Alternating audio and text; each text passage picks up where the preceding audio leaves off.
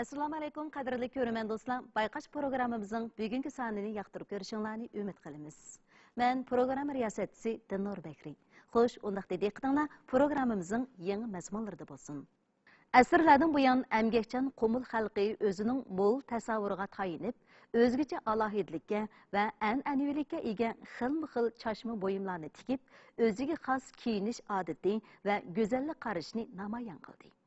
Biz programmamızın aldığınqı sanıda qumul çaşmıçılığının tarihi toğrusdan toxtalğan edik. Bugün biz qumul çaşmıçılığının qumul xalqının mədəni hayatıda qandaq mühim orunğa ega ekanligi, hamda onunğa qandaq mədəniyyət amilləri singənləri toğrusda toxtalımız. Bu məzmunlar qiziqsanglar, diqqətinglar davamlıq bayqaş programmamızda bo'lsin. Bu zimində tarixdən bu yan davamlaşıb kelayotgan o'ziga xos ham yerlik alohidlikka ega qumul xalqining chashmachilik madaniyati bor. Bundaqda bu ziminda yashagan xalqlar shivari qo'llarga, aql farosatlarga tayinib, qandaq parlaq milliy madaniyatni yaratdi. Diqqatinglar bayqash programmamizda bo'lsin.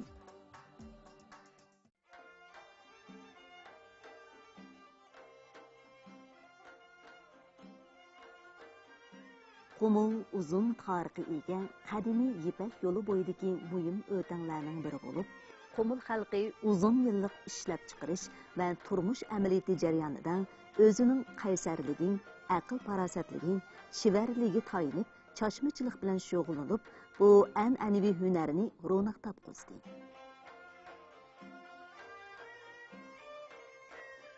İşcan qumul ayolları tikkan chashma kiyimlar gul muskullarining xilma-xilligi, ko'rkamligi, siptaligi, rangdorligi bilan qumulliklarning eng yoqtiradigan muhim kiyimi bo'lib qoldi.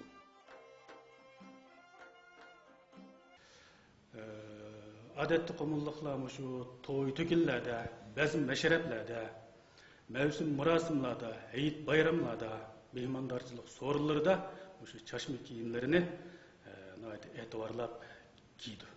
Odatdagi turmush sharoitida qumulliklarniki uchsida shu chashma kiyimlarni doim uchratqili bo'ldi. Qumul o'ziga xos bir qator madaniyat, san'at, qo'l hunarmandchilik an'analariga ega qadimiy yurtlarning biri bo'lib, qumul muqomlari, qumul mashrablari bu diyorning eng qimmatli yagona madaniyat, san'at merosidir. Muqam mashrabga mo'min bo'larimizning borligi mujassamlangan bo'lsa, qo'l hunarmandchilik san'ati hisoblanadigan chashmachilikqa qumul ayollarining go'zallik qarashi, astoydilligi, shivarligi, ishni iditlab, sipti qiladigan boy tasavvuri mujassamlangan. Bu chashma buyumlarni hammani tikdingizmi? Men tikdiman. Men nimada chiroyli tikyaptıngiz, bek usta ekansiz a? Yaxshi ish. Chashma tikmak odati bek tasa. Bek tas. Bu nayt inchiklikni, astoydlikni talab qiladigan ish bu hamda. Inchiklik bilan butun zehnimizni bir qilmasak bu ishlarni qilgan olmaydi. Joyida chiqmaydi o günlerimiz. Necha yil oldi siz chashma chaqmoqchi? Men chashmachilik bilan shug'ullanib qilib 21 yil oldi bu yil. Voy, xil uzun yillar bo'lib qopti a. Masalan, mau chaynak qo'yib ishgan bu, shuni chiroyli ko'rkam sipti chiqibdi. Masalan, mashina tikish uchun qanchalik vaqt ketadi? Bu chashmani tikish uchun, qo'lda tikish uchun hafta kun vaqt ketadi buningga. Hafta kun. Hafta kun. Mashinada tiksakchi? Mashinada tiksak bir kunda tikil ketadi mashinada. Masalan, shu mashinada hozir ham taraqqiy qilib mashina tikadigan bo'lib ketdi-ku hamda. Shu mashinada tikkan chashim bilan qo'lda tikkan chashimning farqi bormi? Farqi bor. Alayda farqi bor. Alayda farqi bor. Masalan, shu qo'lda tikkandek sipta ko'rkam siliq chiqqanda odatda. Mashinada tiksak. Mashinada tiksak buni qarsoq siliq chiqqanda qilganlik bilan qo'lda tikkandek chiqmaydi bu. Qo'lda degan bir yingni chachib tikimiz. Tiksak gülniki açılış nimsi körkem, çıraylık çıkıdı gül. Qo'lda tiksak. Mashinada tiksak, mashinada mı çıraylık çıkıdı. Çıqqanlık bilan qo'lda tikkanda körkem chiqmaydi. Gül nusxalarida mı yanlışlar bormi? Yanlışlar bor. Masalan, yoshlar qanaqaroq hozirmi shu gül nusxalarini yaxshi ko'rdi. Nima bo'ldi qanaqaroq masalan gül nusxalari bo'ldi? Yoshlar shoqaroq chiqqan gullarniki nusxalarini yaxshi ko'rdi. Şoq. Oçuq rəngdəkilərini yaxşı gördü. Çoğunlarçı. Çoğunlar pek oçuqni yaxşı görüp getmeydi. Çoğunlarga şu qımqara, tutuq rənglər bolsa, çoğunlar yaxşı gördü. Burunda qolda tikkəgahlarımızda çaşmanki nimsini tüzük düşənmigəndikin, onun satılış qiymətimə pek tövendige. Hazır taraqqiyat üstün. Xanım qızlarımızның müstəşmaq bolğan düşənçisi aşdı. Qiziqishimi aşdı. Hazır hamda satılışmış şunaq yaxşı. Bopmama şu ayollarımız qiziqqandikin bu çaşmağa. Özümüz qiziqqan şoğankin japam bilinmeydi. Gül açılğanca onun içiga özümüzmi singib kirib ketgandikin japalıq bilinmeydi bizga. Adet mening opamni tikidicim. O'tirib tikib ketadi. Biz deymiz, "Appa, charchab qolma, bo'ldi, tikmagin bo'ldi, hardiq ag'in desak, opam" degan bir xil kirish ketadigan unuqchi. Az qoldi mana. Mana maguni tikib olsam, az qoldi mana atiga uni deydi. Qarab, ba'zi tikib ketganki bizga ko'rsatuvchi, qaranglar. Yaxshi bo'ptimi, chiroyli chiqibdim deb shuningda qo'limizga ilib, "Appa, bek chiroyli chiqibdi, shunda ko'rgan" desak, tikka odamning bir xil hardig'i chiqib qoldi uningda. Ama şonuma qo'llab, "Voy, ana xo'pdi, mana xo'pdi, chiroyli ochilibdi" deb qo'ysama, hardiq chiqib ketadi odamning. Çaşma ip bilan çaşmili qaraq, çaşmachilikning muhim xom materiali hisoblansa, yengma, çaşma yenglisi, qaycha, ip qutisi qatorliq jabduq saymonlarmi kam bo'lsa bo'lmaydigan mashg'ulot qurallari bo'lib hisoblanadi.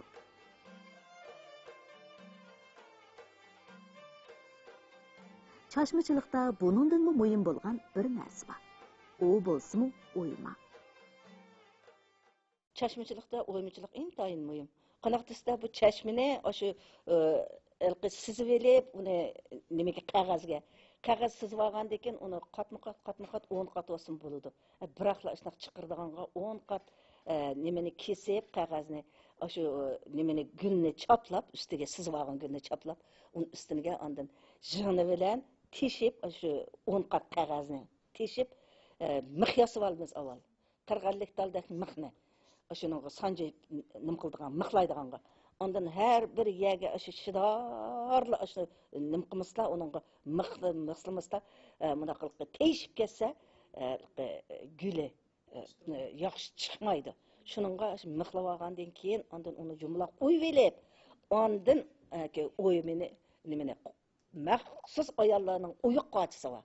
Şunun bilan qaçılaydıqanı ki tek hazır besip çıkargan, şu güldeki besip kesip atgandek, zavut çıkargandek, aşlar çıkarıp saldı. Bu ayallarının özünün hüner sanatta qançılık pişip yetilgenligini, özünün qançılık şu nimege sındırgan aqidesinin qançılık çoğunqırlığını anadan bilip ağıldı ki doppuladı. Qumulluqlarning go'zallik qarishi o'zgacha, rangi bo'lgan tonishmi nihoyatda yuqori bo'lib, chashmachilikda ilgari ranglar intayin mo'l bo'lib, vaqtning o'tishi bilan qeniq, ya'ni ochiq ranglarni kishilar yoqtirib ishlatgan. Shuning bilan ilgariki necha o'nlagan ranglik mashhurlar ozlab, oralla 7-8 xil rang qilgan.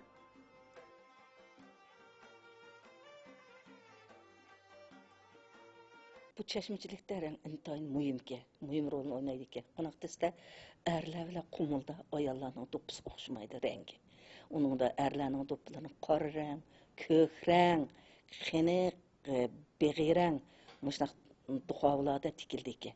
Ayallarının dopusu uçuq qızıl, kök, yaş nisbeti qarab, yaş bərqaq qarab, yeşil, müşnaq duxavlar tikildi. Onun da bu çeşminiki nusqları, çeşminin gülleri oxşumaydı. Erlerinin hava rəng, suz dənçin, qeniq, jigdi yopurmağı, muşundaq jiplarını ilğab, ança-munça ondan muşa qızıl-tızıl sösün jiplar bilan aralashtirib, erlerniki dopusuniki çeşmesini ayrım işletiyor. Ayallarning olsa, ayallarning hozir ishlatayotgan shu chiroyli chashmalarniki jiplarini ayallarning do'ppisiga kirgizildi.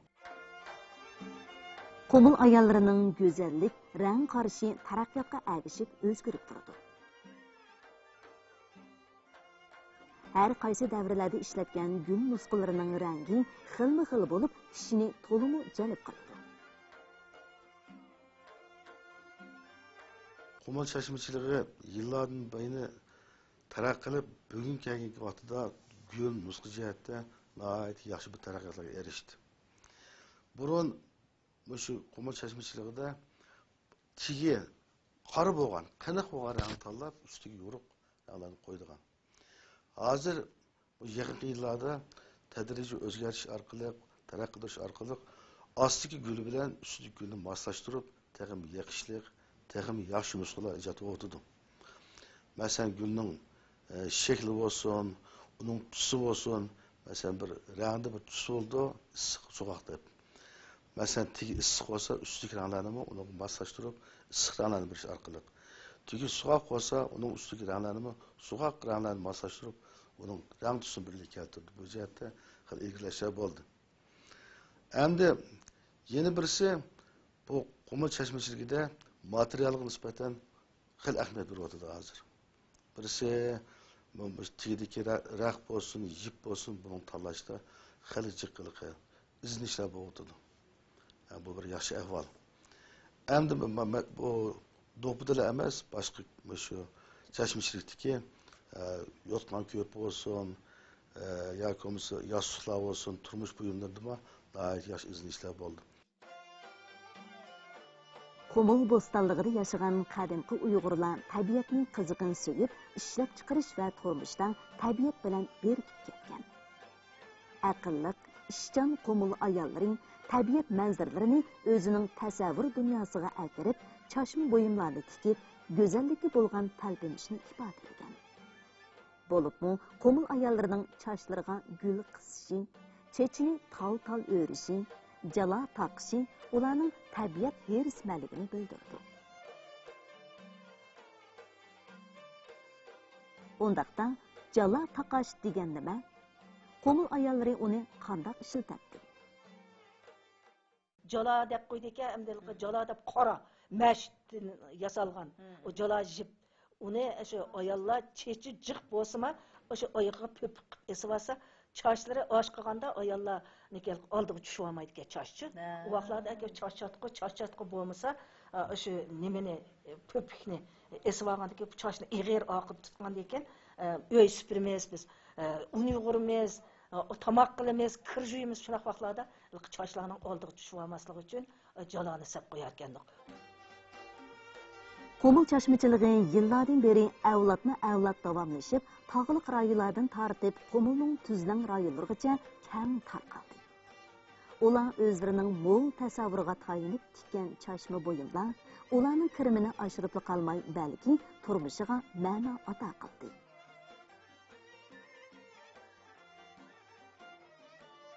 Bu chashmachilik intayin odamning ish pushig'ini, odamning ichidagi mundaqliqi munglarni olib ketadigan. Qanaqa desa bu gul bo'lganligi uchun o'sha gulga qarab o'tirib, hozir xil chiroyli narsalarni eslaylar o'tirib.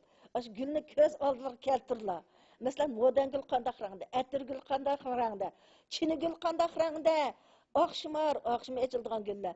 Ondan shu seriq zapar, seriq zapta, rayhon gullar. O'shalarni boshlar qo'ndirg'ichlik ayollar o'shani ko'z oldiga keltirib o'tirib qog'oz ekan, odamniki nimasini, nervisidagi xiyollarni o'sha biraqla tugitib soldi ekan. Shuningga bu chashmachilikda ishlaganlarning ming egilash deydi, yoki bo'lmasa nerv ojizlik deydi, bunday kasallar bo'lmaydi ekan. Chashmachilikning har bir halqasi va eng kichik elementlari real turmushni manba qilgan. Shunga har qaysi davrlarda ijod qilgan gul nusxalari turmush ehtiyoji bo'yicha rang, shakl, ritm, go'zallik bo'yicha shu davrning ham shu davr kishilarining ruhiy holati, hissiyoti va estetik o'ngini ro'shan ifodalab bergan. Mushu jihatlardan aytgandimi, qo'mul xalqining kiyim-kechak chashmachilik madaniyati milliy egilik taraqqiyotining yukselishiga turtki bo'ldi. yaqinqi yillardan buyon Qumul shahri maxsus o'rin, maxsus mablag' ajratib, o'sha milliy kiyim-kechak korxonalarining taraqqiyotini butun kuchi bilan qo'llamoqda. Buning turtkusi bilan Qumulda o'sha chashmachilik, ya'ni bizning o'sha an'anaviy chashmachilik madaniyatimizni asos qilgan an'anaviy kiyim-kechaklar bilan zamonaviy kiyim-kechaklarni loyihalash birlashtirilgan mushundoq yangi korxonalar xuddi yomg'irdan keyingi bombuk notisidek ko'plab maydonga kelib, Qumulniki milliy egilik taraqqiyotining texnik yuksalishiga turtki bo'lmoqda. Yaqinqi yillardan buyon Qumul chashmachiligida zo'r taraqqiyotlar qo'lga keldi. Bo'libmi kiyim-kechak turlarining nihoyatda ko'pligi. Kiyim-kechakdan boshqa yana bosh kiyim, oyoq kiyim chashmachiligi, o'rda, saroy va uy ichi bezakchiligi qatorliq jihatlarda Shinjongning boshqa joylaridagi oz sonliq millatlarning kiyim-kechak turlari bilan o'zaro giralashgan, o'zgacha parlaq kiyim-kechak milliy madaniyatimizni shakllantirganligini ko'rib olamiz.